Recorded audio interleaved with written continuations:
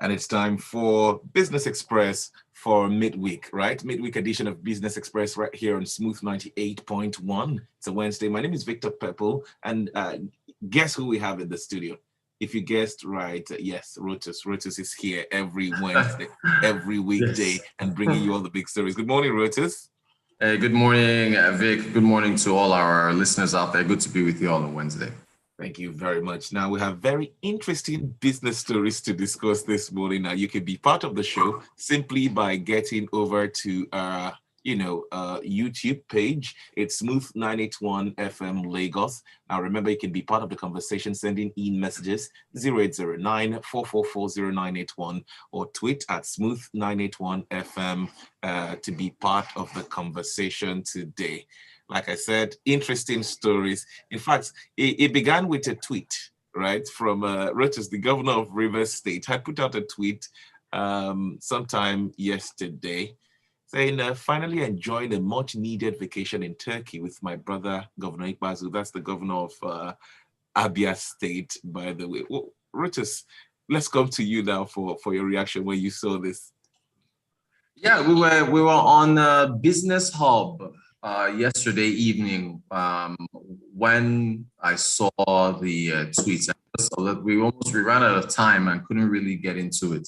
But the thing is, if you think about the possibility of our tourism boosts coming from sectors of the country, it needs to come from leadership, right? So at least in my opinion anyway, I think that it's leadership that should be boosting tourism within the country. So you've got Nyesom Wike, who you've got the governor of Rivers State and the governor of Abia State in Turkey on vacation. I think Bola Ahmed Tinubu is in France as we speak. Atiku is in Dubai. President Buhari is on an official trip.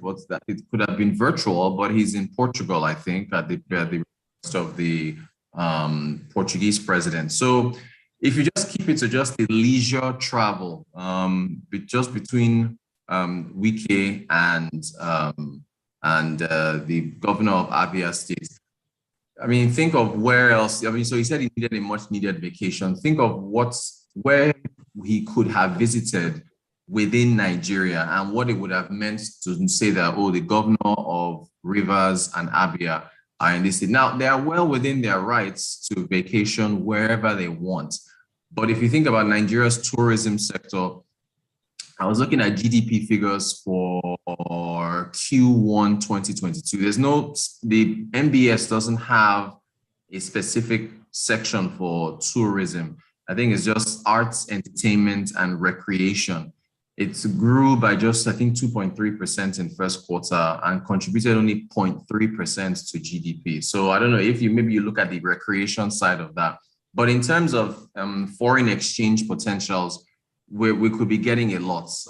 We're still behind the likes of Kenya, Egypt, Morocco, and all these other countries. So the question now is, who boosts tourism? I mean, I was watching a movie the other day. I think it was Definitely Maybe with Ryan Reynolds. It came out years ago.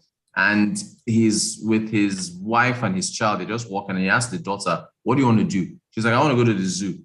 And she just said it just casually. And they're like, okay, fine, let's go to the zoo. And they just go down. Next thing you know, they're looking at penguins, Arctic penguins. But remember, they're in New York. Right. These penguins come from the North Pole, but the zoo was able to recreate the temperature and the habitat of these Arctic penguins. And the daughter is like, oh, I really like penguins. And she starts rattling off these stats about penguins. And I'm just sitting there looking at look at how casually these three people just said they're just your child here in Nigeria, you can't just tell them, they can't tell you, oh, daddy, mommy, I want to go to the zoo. And you just casually drive there. Where are you going to go? Possibly if the Ibadan Zoo, which is how many miles from here, the animals aren't taken care of very well. It doesn't bring in that much tourism.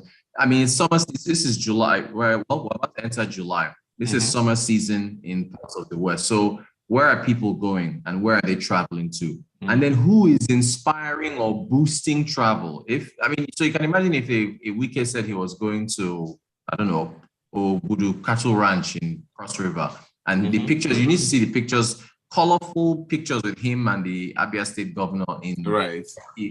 Imagine there also. So we've got a lot of work to do in terms of infrastructure, spending, and attracting effects for tourism. It doesn't help when you have again, they have their rights, so they can go wherever they want, but it doesn't really help when you've got so many of these top officials in different countries around the world and not here. I get your point, Rotus. I mean, the former governor of Cross River State had wanted Cross River State to be a tourist destination, right? So people can come there from around the world. And he did so with the Carnival Calabar, with the Marina Resorts, Tinapa, and Obudukatu Ranch, like you rightly mentioned. But usually people say, oh, government is a continuum. It wasn't the case in Cross River State. After Donald Duke left, it felt like tourism died in that state. And here lies an opportunity where the state would have made money from tourists coming to visit the state. It would have served, as a way to create opportunities for the people in the states to make money from these tourists coming in by providing service to them. I don't know how we got here, as a country, but it's okay. Well, be part of the show. Send in your messages, reacting to some of our conversation here. 0809-444-0981.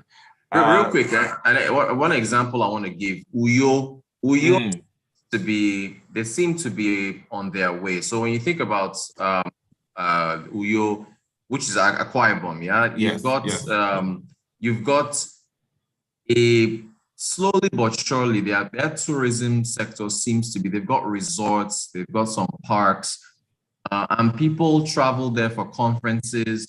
They have their own airline. They've got the Ibom Air, which is in partnership with an Egyptian airline, I believe. So when you look at Akwa Ibom and you look at Uyo specifically, they are getting it. They're getting it right. Would have been nice if Wike and the governor of I know there's some there's popular politics there, but would have been nice if they went there and posed the same way they posed in Turkey to say, hey, we're in Uyo for a much needed vacation. So if I can pick one particular state and city, I think Akwa Ibom, Uyo, they're on their way, but we just need to see more in that direction in other states.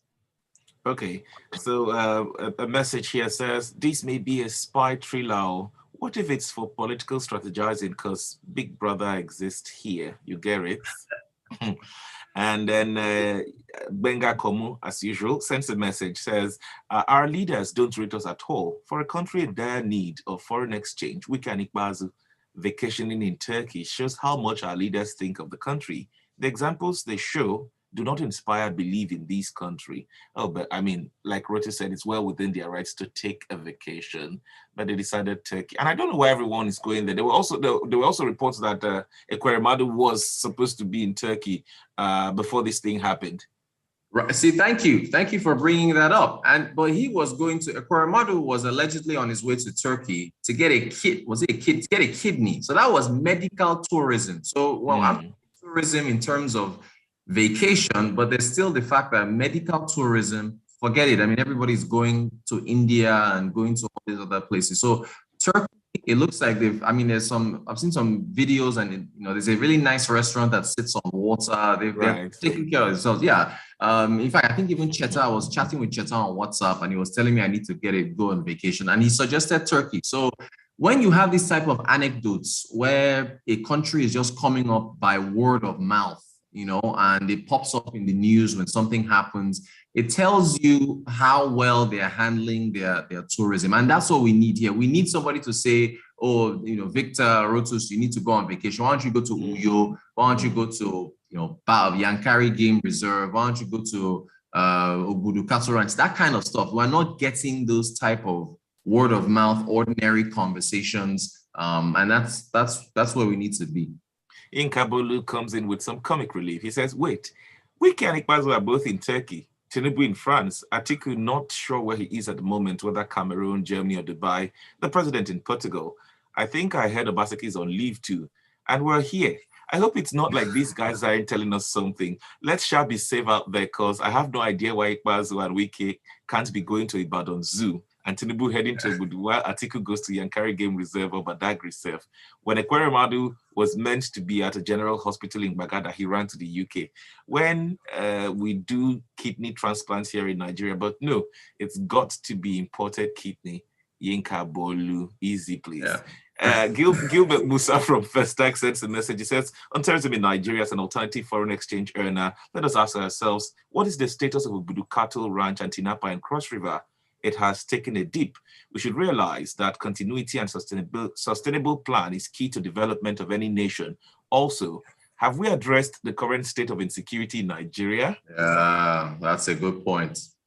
Austin from Satellite says, Pepple, you asked the question how we got here. We got here by those running the country as a family business. Okay, Austin. And Ogenochuku says, the president of Nigeria is not setting example. He's off to Portugal. So the others also are leaving to other countries. But Rotus, exactly, like you said, he's on official assignments in it. Yes, and just for to the president, you and me are talking virtually right now. The president of Portugal asked him to come there on an official visit so they could talk about mutual interests, sign some agreements. It could have been done virtually, but I mean, Portugal is another beautiful vacation spot. You know, it's going to take some time to visit some places and relax. So, you know, again, all these leaders outside of the country, it's as has been said, investment needs to be made. Like, ask ourselves, and I'm sorry to, we have to do this. If you look at the last 8 years, how much investment has been made in tourism? Where, as a Nigerian, where have you felt safe traveling to? Where have you discussed going to? Think about destination weddings. Outside of getting married in a state where you live or going to your village for traditional purposes, has anyone done a destination wedding in another state for any reason outside of tradition? So you gotta weigh all these things and ask yourself if the right investment is being made, because we're losing. We're losing much in there for FX from this. For President Buhari, in the last three to 4 weeks, I think he's been to about 4 countries, right? All on official assignments. Yeah, he was before Portugal. It was Rwanda. Or Rwanda, was it Saudi Arabia? So he's been to about 4 countries in the last 3 weeks, and I mean, with 10 months in office, he needs to visit these countries, and they'll tell you it's for the greater good of Nigeria. Quickly before we go, highest paying companies, 10 highest salary paying companies in Nigeria. Yeah, so the takeaway from that list, I think MTN was number 1, Seplat was number 2, if I remember, in oil and gas, MTN telcos. The Nairametrics took these are publicly traded companies on the stock exchange, so you can look at their financials. They just took how much they paid in salaries and divided it by the number of employees that they have. And what struck me, I think Seplat only has like 500 and something employees. Who else was on that list? MTN has like 1,000 something. These large companies, they don't have that many employees. So when you think about Lafarge. Lafarge was number 3, right? Yes. Yeah. So when you think about the number of employees, I think the largest employees with the largest company with the largest employees was FBNH, FBNH Holdings, First Bank, about 8,000 employees, but everybody else 2,000 here, 1,000 here, 2,000 here. It's not that many, and so we need more jobs basically across there. And all those companies, they're all headquartered in Lagos, all of them, so you got to think about that as well in terms of other states being competitive for jobs.